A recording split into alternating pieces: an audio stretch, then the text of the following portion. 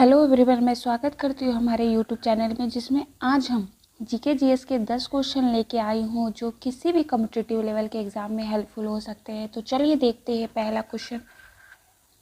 सुभाष चंद्र बोस ने 1943 में आज़ाद हिंद फौज की कमान किस देश में संभाली? Option A Japan, option B Burma, option C Singapore, option D रूस। तो दोस्तों, इसका राइट आंसर आप सब बताइएगा। तो चलिए देखते हैं। इसका सही आंसर है ऑप्शन सी सिंगापुर।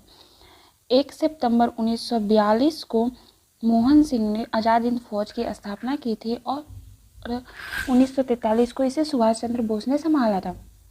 और 21 अक्टूबर 1943 को सुभाष चंद्र बोस ने आज़ाद हिंद सरकार की स्थापना की थी और जापानी सेना के सहयोग से अंडमान निकोबार द्वीप पर कब्जा किया था। और अंडमान द्वीप का नाम शहीद द्वीप और निकोबार द्वीप का नाम स्वराज द्वीप रखा था। तो चलिए देखते हैं अगला क्वेश्चन।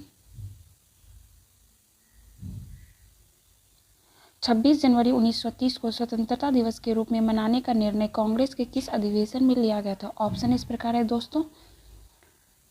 तो चलिए देखते हैं। इसका सही आंसर है ऑप्शन डी लाहौर। 1929 को लाहौर अधिवेशन की अध्यक्षता पंडित जवाहरलाल नेहरू ने की थी और उन्होंने पूर्ण स्वराज की मांग किया था। और 26 जनवरी 1930 को पहला स्वाधीनता दिवस भी मनाया था। और जब संविधान बन गया था तो उसे 26 जनवरी 1950 को लागू किया और गणतंत्र दिवस के रूप में हम सब मनाते हैं। तो चलिए देखते हैं अगला क्वेश्चन। दिल्ली सल्तनत का वह शासक जो दिल्ली से अपनी राजधानी एक ऐसे शहर में ले गया जिसे बाद में आगरा नाम से जाना गया? ऑप्शन इस प्रकार है दोस्तों।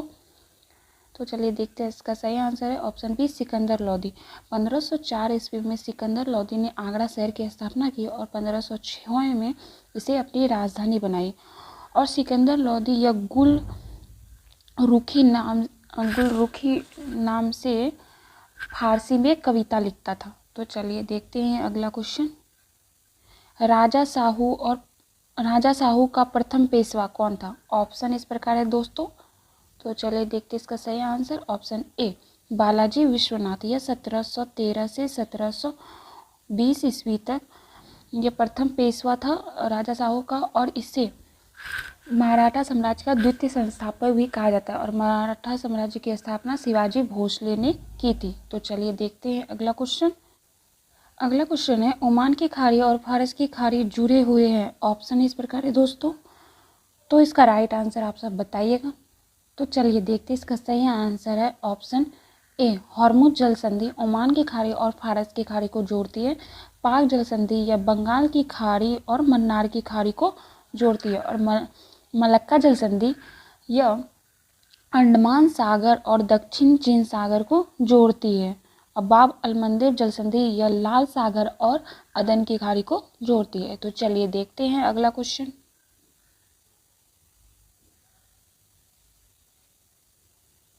लघु ज्वार भाटा कब आता है? ऑप्शन ए पूर्णिमा के दिन, ऑप्शन बी अमावस्या के दिन, ऑप्शन सी शुक्ल सप्तमी के दिन, ऑप्शन डी शुक्ल नवमी के दिन। तो चलिए देखते हैं। इसका सही आंसर है ऑप्शन सी शुक्ल सप्तमी के दिन। अमावस्या और पूर्णिमा को पृथ्वी, सूर्य और चंद्रमा तीनों एक सिद्ध में होते हैं, इसीलिए उस दिन उच्च ज्वार बनता है। उसके अलावा जितना भी दिन होता है शुक्ल या कृष्ण पक्ष के 7वीं और 8वीं को लघु ज्वार और भाटा बनता है। समुद्र के उठे हुए लहर को ज्वार और उसके वापस लौटने को भाटा कहते हैं। तो चलिए देखते हैं अगला क्वेश्चन। सुंदरवन डेल्टा का क्षेत्रफल कितना है? ऑप्शन इस प्रकार है दोस्तों। तो चलिए देखते हैं। सही आंसर ऑप्शन डी 75,000 वर्ग किलोमीटर। सुंदरवन डेल्टा जो है यह गंगा और ब्रह्मपुत्र नदी से बनता है और यह भारत और बांग्लादेश दोनों के बीच में है। और यहाँ पे मैंग्रोव वन पाया जाता है और यहीं पे ही रॉयल बंगाल टाइगर भी पाया जाता है। तो चलिए देखते हैं इसका अगला क्वेश्चन।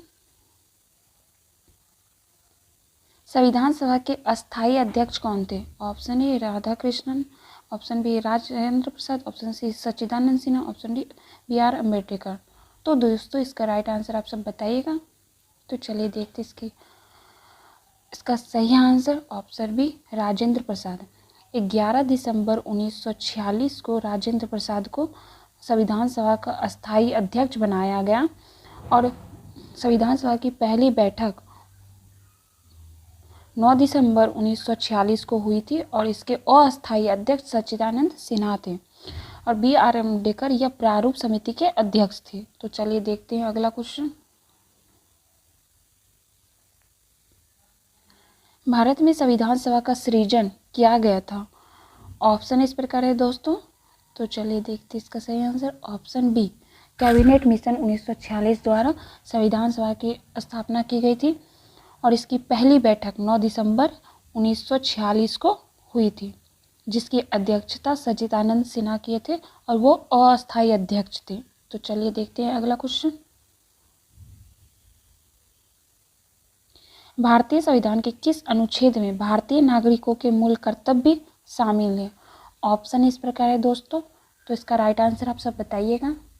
तो चलिए देखते हैं इसका सही आंसर है ऑप्शन बी, अनुच्छेद 51A।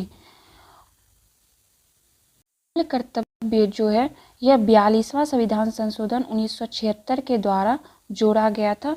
उस टाइम 10 मूल कर्तव्य थे और 86वां संविधान संशोधन 2002 के द्वारा 11वां मूल कर्तव्य जोड़ा गया था।